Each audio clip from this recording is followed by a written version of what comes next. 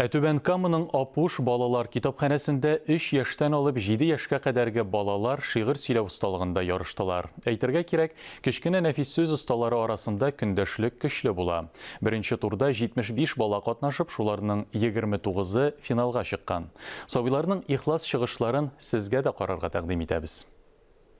Муса Җәлил сүзләре кызыма, Саян кызым син минем, Тан йолдызым син минем, йөрәгемдә кабынган, сатлык җырым син минем. 6 яшьлек Алия Насыйбуллина шигырь сөйләүдән кечкенә спектакль оештырган, янәшәсендә утырган курчакка да чын балага сыман карый. Кечкенә нәфис сүз остасы 87-нче бакчага йөри. Бүгенге шигырь конкурсына без үзебезнең балалар бакчасыннан Файзуллина Иллария һәм Насыйбуллина Алия исемле кызларыбыз белән килдек.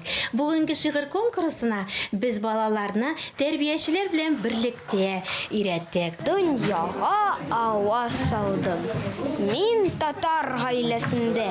Әти әни өйрәтте татарча сөйләшергә. Самирга шулай ук 6 яшь, ул 76-нчы балалар бакчасыннан. Катнашучылар арасында иң кечкенәсе 34-нче садиктан Мәдинә Нурисламова, аңа 4 кенә яшь. Үзем бик чистаерды.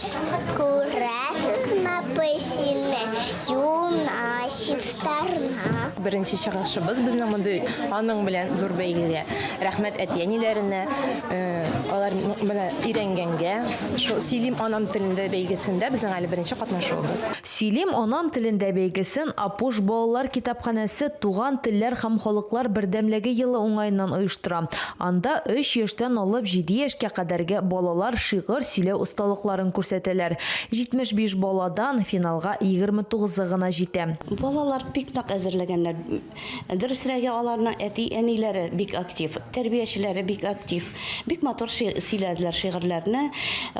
Нигездә инде татарча, татар язучыларның, шагыйрьләрнең шигырьләрен сөйләделәр. Гапла Тукай да бар, Муса Җәлил, Энҗия Мөэминова, Резида Валеева һәм башкаларның. Менә безнең инде шәһәрдәшебез, безнең ул жюрида да бар, Нурзия Мирхазованың та шигырен сөйләүче булды. Сабыйларның чыгышларын шәһәребезнең хөрмәткә лаек кешеләре бәяли. 8 бала җиңүче дип табыла. Бер катнашучыга тамашачы күңелен яулаучы номинациясен бирәләр. Рошния Сибатова, Булат Абдельманов, Яңалыклар.